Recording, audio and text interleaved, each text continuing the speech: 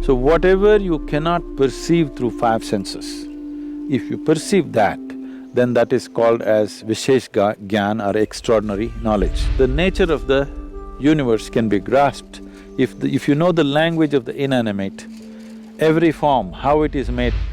As the concerns of survival recede, human beings will naturally evolve into perceiving higher things.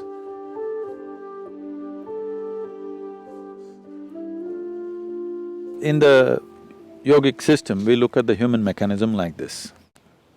There are five dimensions to it, there are five layers to it. Usually it's referred to as sheaths, ore it's called, that means sheath, one inside the other. One is the physical body, which is referred to as the food body, because this is essentially a heap of food that we have gathered over a period of time. The next is known as the mental body, because we ascribe intelligence to every cell in the body. There is more memory and intelligence in each molecule of DNA than you can decipher through your brain. That much of intelligence and memory is sitting right here. The third layer is called as the energy body. There are three fundamental aspects to it, but it's the first two which normally are experienced by most people, the right and the left, which has 36,000 on the right and 36,000 on the left, pathways or channels, which are described as nadis, which meet in 114 different major points, and these points are seen as possibilities. So, mysticism identifies these 114, the geography, the energy geography of the body, and how you could exploit this to transcend the limitations of the human mechanism. Now, the fourth layer is called as Vijnanamaya Kosha. What the word Vijnana means is, it is coming from two different words, Vishesh Gyan. Gyan means knowing or knowledge. Vishesh means an extraordinary way of knowing. So whatever you cannot perceive through five senses, if you perceive that, then that is called as Vishesh Gyan or extraordinary knowledge. So, we are talking about a transitory dimension which is transiting from physical to non-physical. So, the fifth dimension, this is in whatever in the New Age language in America, they're saying this is etheric body. It's not an appropriate description, it is a transitory state where physical is fading out into non-physical nature. The fifth dimension is referred to as Anandamaya Kosha, which literally translates as bliss body. This does not mean there's a bubble of bliss or something inside. It is purely non-physical in nature. Because it is non-physical, we do not know how to define or describe it. There is no definition to it, there is no description to it. We're only talking about it from our experience. Whenever we touch it, we feel blissed out. So like children, we're calling it bliss body, because we do not know what is the nature of what it is, and it is not physical in nature, so we cannot put it into definition of words or descriptions or whatever. Now to enter into this dimension is the whole process of mysticism, because this non-physical nature is further classified in terms of our experience, how profoundly you involve in it. They talk like this.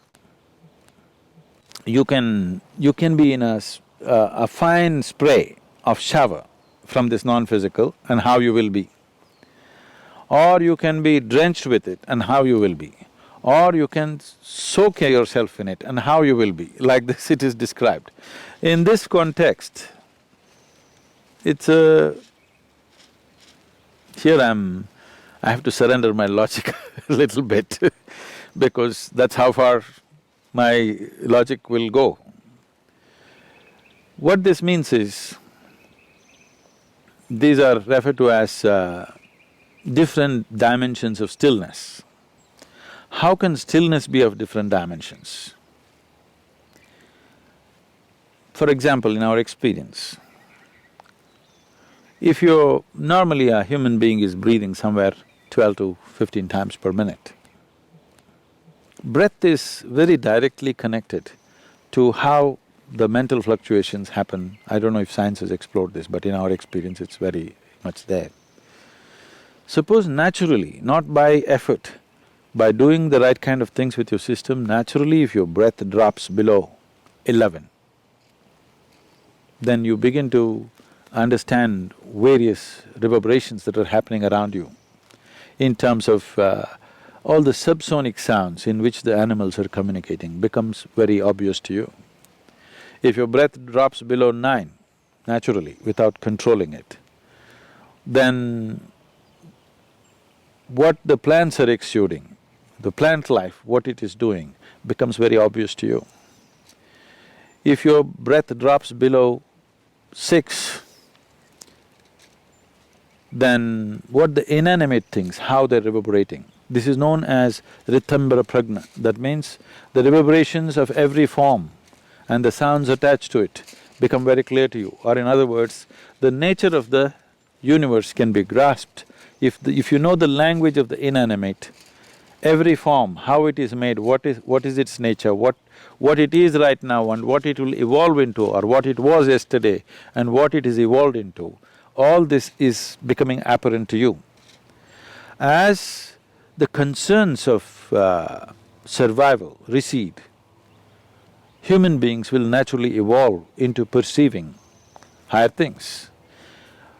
But the important thing is the level of static, because breath is a survival process. If you sit still, it goes down. The more still your body becomes, the less you breathe. If you bring your whole system to a certain level of stillness, not being in a hyperventilated state, then your perception goes on increasing. So as the stillness deepens, these are referred to as, traditionally there are various ways in which it is presented. It is usually called as it's called Rudra, Hara and Sadashiva. One is still, but he's vibrant, he's roaring. Another is still, but he's in activity still. Another is absolutely still. Now, always that which is absolutely still is referred to be as the ultimate intelligence. Everything else, in its anxiety to be active, it is sacrificing its intelligence at a certain level to be in a state of action. But that which is absolutely still is considered the highest intelligence. It is only in Eastern mysticism, the source of creation is been always celebrated as the highest intelligence. This is the biggest mistake I think modern societies have made is, people were told, God is compassion, God is love, God is generosity. These things mean something to you only when you don't have them. If you're not loved, you will look up, God should love you. If you're not fed well, you want a generous God. If you are down in some way, you want a compassionate God. But if you don't make any assumptions, if you look at a blade of grass, if you look at a flower, if you just look at the structure of an atom, one thing is, the source of creation is the highest level of intelligence that you can ever recognize anywhere. If you look at the creation, it is smack with intelligence all over the place. If we had only told people God is intelligence, we would have had a more sensible world. That's what I'm thinking and that's what I'm trying to bring it into people's experience, that the source of creation is the intelligence. If you recognize that, you try to emulate that.